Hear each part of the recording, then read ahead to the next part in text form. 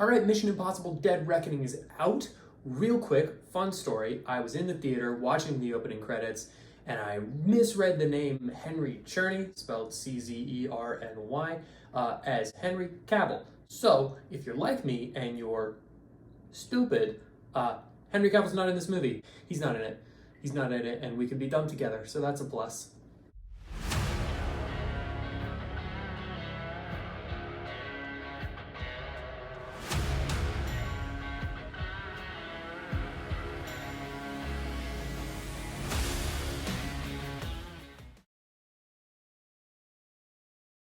So I'm a huge fan of the Mission Impossible movies. I've loved them since I can remember watching them. I fell asleep to the first one because I was, a child and I thought it was boring. Turns out it's really not. Rewatched it the other day. Great movie. Not the point. This is the new one.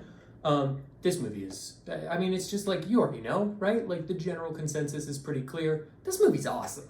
So going into this, especially after Fallout, which I consider to be pretty clearly the best Mission Impossible movie ever, I was kind of worried. I didn't know if they could keep that trajectory. Like, is this one going to be good? Is this going to be another Mission Impossible 2, which is not as good? I'm happy to report that this movie is fantastic. It's incredible. I really love it. It isn't my favorite Mission Impossible movie, and we'll get into why in a minute, but it is really good. I feel like this does a really good job pivoting the franchise in the same way that a lot of them have.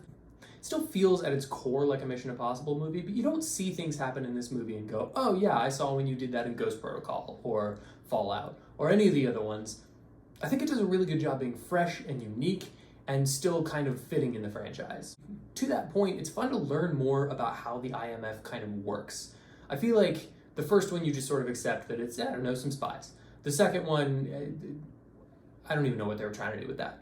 By the time you get to the third one, you start seeing that this is kind of like a shadowy government organization that doesn't really operate under the government. It's a little convoluted. And I feel like this one really solidifies exactly what the IMF is and how it's supposed to work. I like getting some confirmation that most people, even in higher up in the government, don't already know what the IMF is. That's fun. That lends itself to the shadowy organization. And that introduces a really interesting theme in this movie of choice. All of the members of the IMF seem to have been given this choice to either go to jail, die, or join the IMF. And I think that's really interesting. It really makes sense why all of these characters kind of instantly connect with each other whenever you see them show up in the movies. It also kind of gives a reason to why Ethan Hunt might be willing to do some of the insane things that he does, not just because he's committed, to the country or to saving the world or whatever it is, but because what are his other options? I think that's an interesting character.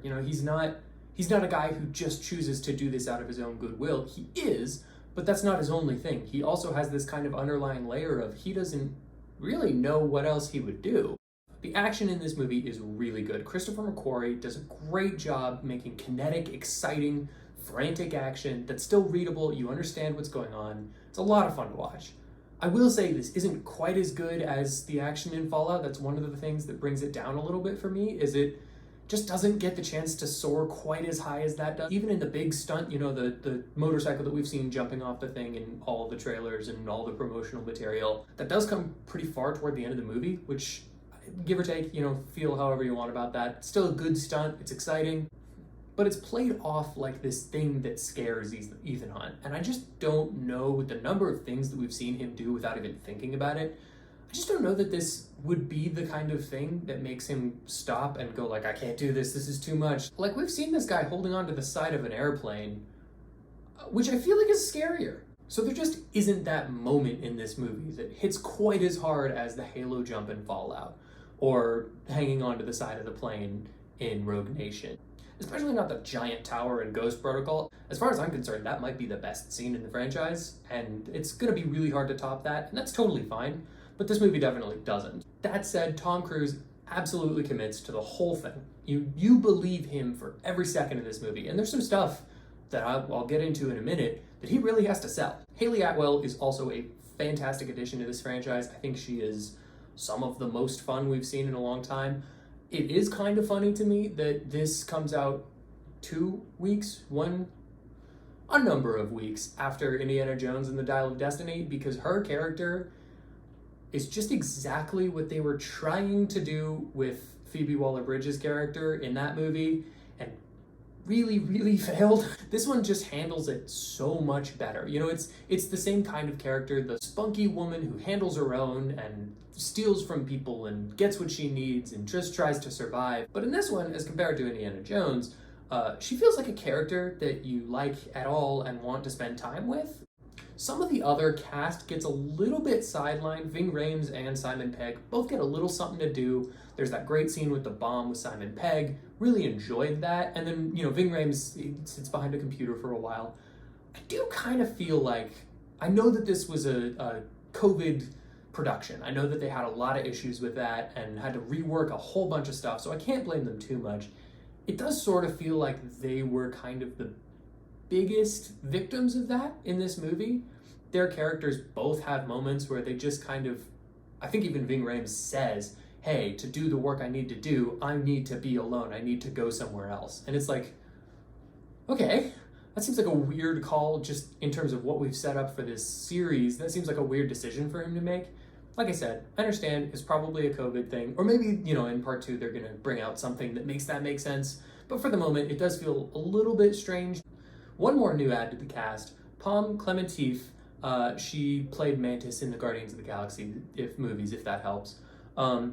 She's so much fun in this movie. She is genuinely great in this. She feels like a Bond character. Like, at one point she's walking around with a sword and like half of her face painted white. It feels quintessentially spy villain kind of thing.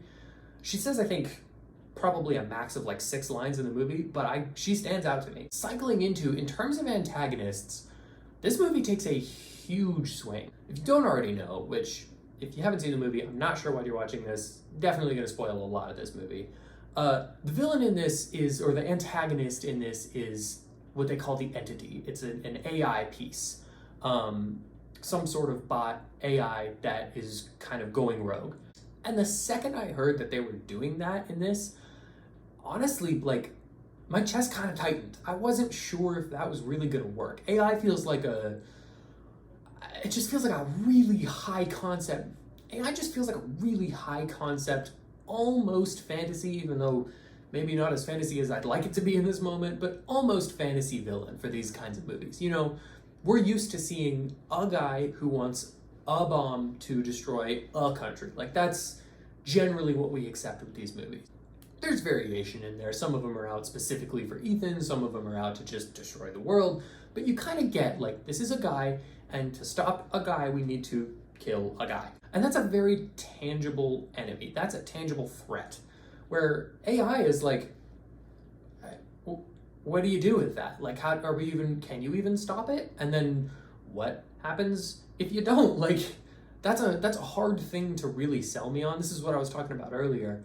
Without Tom Cruise, I truly think that this movie would not have sold me on the AI. But Cruise really brings it in this one. He feels beaten down, and he sees the gravity of this, and he plays that incredibly well. That said, the way they flesh out the AI is really interesting to me. The Entity being this thing that gets into all of these different countries', you know, defense systems and then does nothing, but just makes itself obvious. I like that it's a little menacing. I like that it's kind of the result of humans trying to control AI, a thing that is blatantly relevant to our exact right now current climate.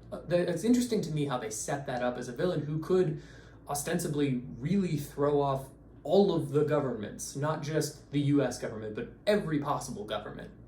I also like that it makes a lot of their tech kind of unhelpful. I know that we saw that in Ghost Protocol, where like the mask machine failed and the sticky gloves stopped working, and that's really fun because they were working with old tech and all that. This is an interesting spin on that. I like to see how the AI, you know, messes with the glasses that people are wearing so that they do or don't see whoever they want. It all kind of blends together and lends itself to this really tense feeling of distrust for everything you see and hear in the movie, which is something that no other threat could have. And that's what makes this fun. That's what makes all of this work, is they use the AI not just as another guy with a bomb, but as exactly what it should be. They use it to be something completely new that has never been faced in this franchise, and that is so engaging and really justifies the whole part 1, part 2 thing. That was another question I had going in. Is it really, do we need a part 1 and part 2? The way they set this antagonist up, absolutely you do. You definitely do. Now on to a couple of negatives that I had. It's not a perfect movie. I do put it right below Fallout in terms of where it ranks in the franchise for me, which is pretty impressive. But I do have a couple of negatives here and there. The first being, and I know this sounds a little bit contradictory, why are we doing so many part ones? And this is probably not the movie's fault. Honestly, if this was the only part one that came out this year, I probably wouldn't even mention it because who cares? This is, I think, the third or fourth kind of part one movie of the summer with, I think it was Fast X and Across the Spider-Verse and this. I might be forgetting one. But either way, that's a lot. And that's not this movie's fault that those other movies came out. By nature of it being a part one, it can't completely resolve. I will say this is probably the best part one that we've gotten. I'm not saying it's the best of those three movies. It's definitely better than Fast X. But it's not saying it's the best of those three movies. I'm saying that as a part one, it really does feel the most resolved by the end of the movie. Some other negatives that I had, this is a really tiny nitpick. And again, I really do think this is probably due to the COVID shooting, but a lot of the discussion scenes, a lot of the dialogue scenes, they feel very, very, very much the same within the movie, where it's like close-up shot of one character kind of at a Dutch angle, and then in the middle of their line, cut to a medium shot of the same character, same sort of angle, then a reverse shot, which is a close-up of a character at a Dutch angle, and then cut halfway through their line. Like, it's just rinse, repeat. It feels like that back, forth, back, forth, back, forth of those exact series of shots for however long the discussion is, and then a couple of rack focuses here and there if you have 3 or 4 characters. Not a huge deal. Honestly, that's not really why you go to these movies, is to see how well they can shoot a dialogue scene. But it did pull me out of it a couple of times. It did feel a little bit like, okay, we've seen this scene just with different dialogue a couple of times in this movie before. Just felt kind of weird. I also think there's so much going on in this movie. That is kind of my biggest problem with it, if I really were to narrow it down.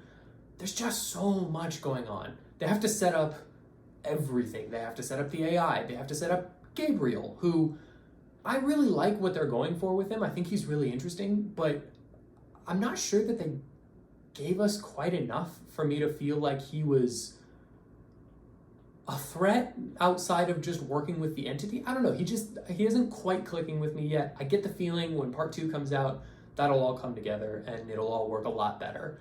But I do think that there's just so much setup that has to happen in this movie of where everybody is, what the threat is, what's going on in the world, why we care. You know, all of that has to be set up and then pay off in a reasonable way by the end of the movie.